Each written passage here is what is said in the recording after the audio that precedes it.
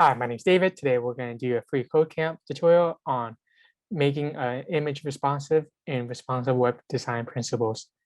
So there's a simple way you can make your images responsive. So when you stretch it out, when you adjust the width, it doesn't get too stretched. It remains the same proportions.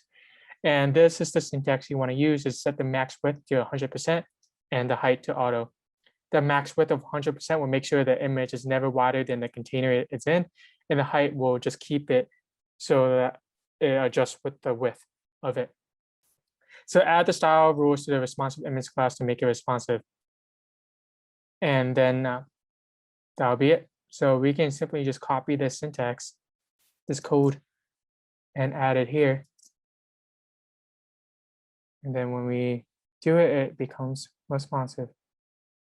You see it gets bigger and all that.